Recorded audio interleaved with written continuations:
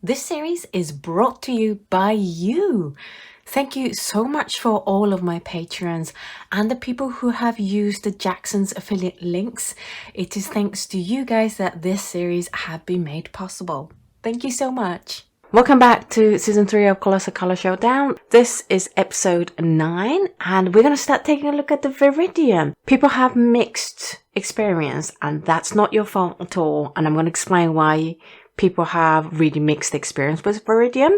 The genuine Viridian is PG18 and they tend to be more like manganese kind of or cobalt kind of colors. They're going to be granulating, low tinting strengths, quite pale, a little bit hard to re-wet. However, several brands do offer Viridian that isn't a genuine Viridian, and they usually use PG7, which is phthalo green. And if you know anything about pigments, immediately you'll know that those two are nothing like each other. And in this video, I'm going to show you exactly how they are nothing like each other. For this color, we have the Viridian by Daniel Smith, Viridian by Holbein, Viridian Green by Sennelier, Viridian by Winsor Newton, Viridian by M. Graham, Viridian by Mission Gold, Viridian by Rembrandt, Viridian by Turner, Viridian Green Deep by Old Holland, Viridian by MaimeriBlu, Viridian Hue by Bromley, and Viridian by Van Gogh. Where a brand has both Viridian and Viridian Hue, I have picked the Viridian version for consistency, and the reason why we have Viridian Hue as a name here is because they don't have one that says Viridian. I think you can quite easily see which ones are genuine Viridian and which ones aren't, because these paler ones, the Daniel Smith, Holbein, Winsor Newton, M. Graham, Rembrandt, Turner, Old Holland and MaimeriBlu are genuine.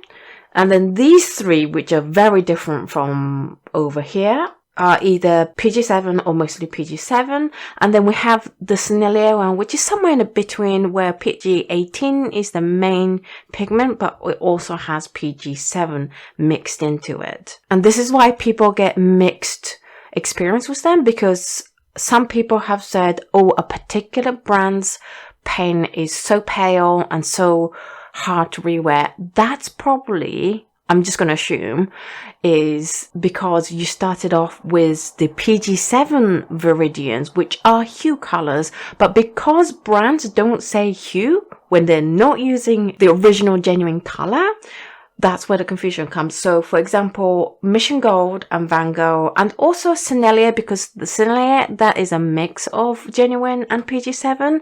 If they had said Viridian Hue consistently, then that's not a problem, because you know that that's going to be different from the genuine Viridian. But that's not how it works.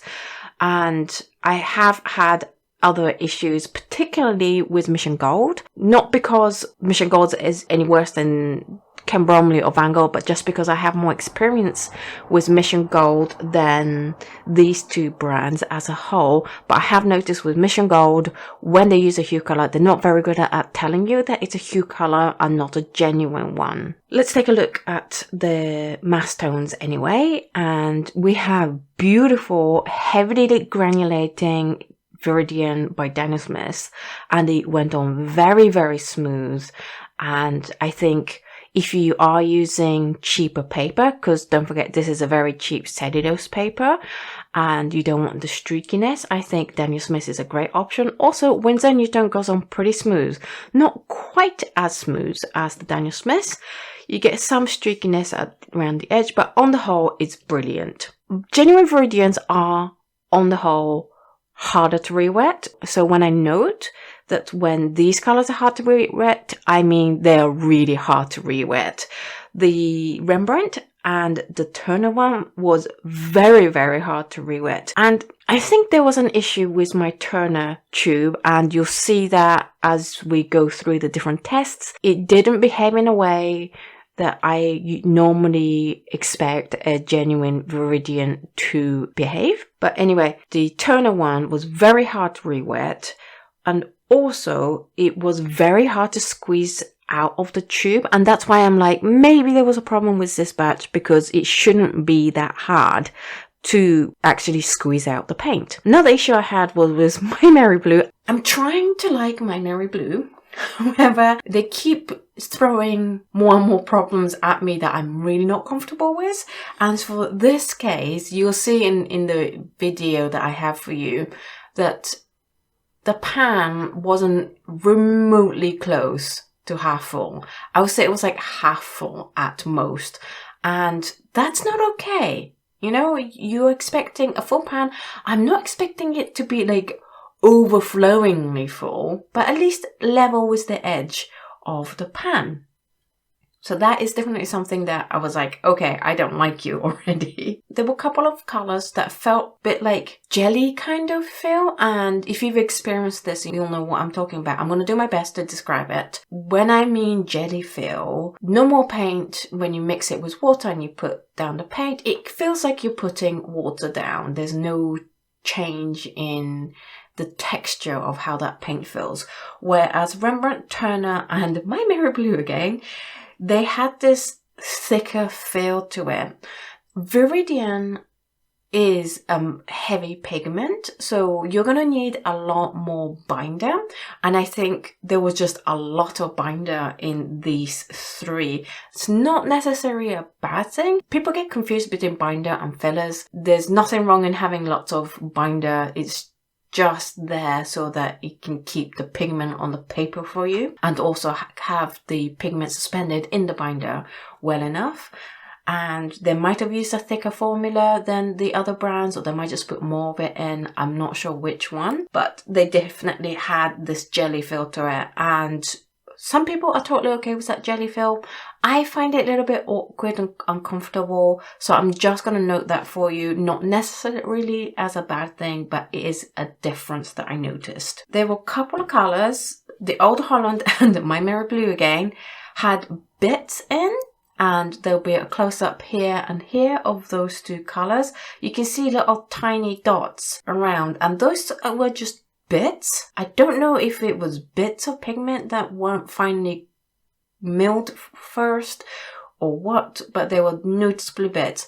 Not necessarily a bad thing if you are looking for that kind of texture, but there definitely was one, and I want to note that as well. In terms of hue, as I said, these three are much more intense, much more deeper color, and then the Sennelier is somewhere between the genuines and all the hue colors. Let's take a look at prices. In the UK, the cheapest price for these colors were the Ken Bromley one. It is 23 pence per milliliter, but this is a hue. It's a mixture of Phthalo green and Hansa yellow 10G, and you'll see later on that it's not quite Viridian hue thing. It doesn't have that same kind of behavior. It's going to be like the dust green we saw in the Viridian Green episode, which I will link up here. Then a version of something that should represent a genuine Viridian. The most expensive was the Holbein one in the UK, and as I always say, it's not worth paying that money for Holbein if you have to pay that exorbitant overseas price. In the US, the cheapest one is Van Gogh, 34 cents per milliliter, but Van Gogh is a student grade, so let's look at the pro cheapest one, and that is the Winsor Newton one at 51 pence per milliliter. The most expensive one is the Old Holland one at $2.61 per milliliter, which is $15.71 for a 6 milliliter tube, which I think is quite a lot. In terms of alternative colors, there are two brands that offer a variation on the Viridian colors. One is Holbein. They have both the Holbein Viridian and Holbein Viridian Hue, which is PG7. So they have both this and basically the PG7s, so that you have a choice. I really like the Viridian Hue PG7. I use it as a phthalo green because it is phthalo green, and it's a beautiful green, and at least they are very clear that it's not genuine Viridian. The other brand that has a variation is a Viridian Green Light by Old Holland, which I don't have, so I wasn't able to swatch it, so I'm sorry about that. it is a mixture of PG18 with PY3. So I would presume, just off that it's going to be a more yellowy kind of version of this color. Let's move on to opacity, and here are the opacity test. It's interesting that there is a huge variation in opacity. The most transparent ones are the MaimeriBlu and the Rembrandt. Holbein is next up, whereas opacity wise, I'm quite surprised at how opaque the Daniel Smith one is. Not necessarily a bad thing. Sennelier is pretty opaque. Then I would say the Ken Bromley one's next, and also Mission Gold and M. Graham. They're all pretty opaque, which is nice because then at least you have a option between the genuine PG18 colors as to how opaque you want them. Do you want them transparent or more opaque? I think the only one that I would be like, this is a problem, is the Van Gogh one. The opacity is very white, which this is not conclusive, but I would instinctively go, wow, is there a lot of filler in that? And that's why it's white? Because the other more opaque ones, the opacity is very green, whereas comparatively, this is a lot more white. Certainly to the naked eye, I'm not quite sure how it will show up in the camera, but with my naked eye, I'm like, this is very different from the others. Next up, we have the lift and glaze. And this is where you see the problem with turnout. It's what's making me go, maybe there's a problem with the tube I have.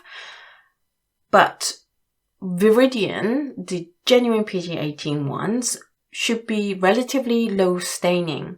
And you get very low staining, certainly with colors like Rembrandt, MaimeriBlu, you get it almost off the paper. And that is what I'm expecting from Viridian. And most of the PG18s easily lifts, whereas the toner one, comparatively, I mean, when you compare it to any other ones, it's a lot more staining. So there may be something wrong somewhere, whether it's the pigment or the binder, I'm not quite sure, but it shouldn't look like that at PG18. In terms of the PG7 ones, they're a lot more staining. You can see that these are very staining, not only because you get a lot more deposit left, but I know they're really highly staining, where you get these edges here of color, because that comes from me rubbing the paint, the dry sample, with a wet brush 3 times and then patting it dry. I do that 3 times, and the staining happened within that time of just brushing it across and then tapping it straight away. So these are telltale signs that they're really high in tinting strength. In terms of layering or glazes, I would say that Holbein's pretty good. You get nice even layer that you can just about see the edges of the lower layer. The Winsor Newton goes on smoothly. The Daniel Smith one surprisingly didn't go quite as smooth on the top layer. The Rembrandt one, because it's so easy to lift, it does lift very easily on the second layer, as well as the MaimeriBlu one. I haven't found a single thing that this MaimeriBlu one does really well over other brands yet.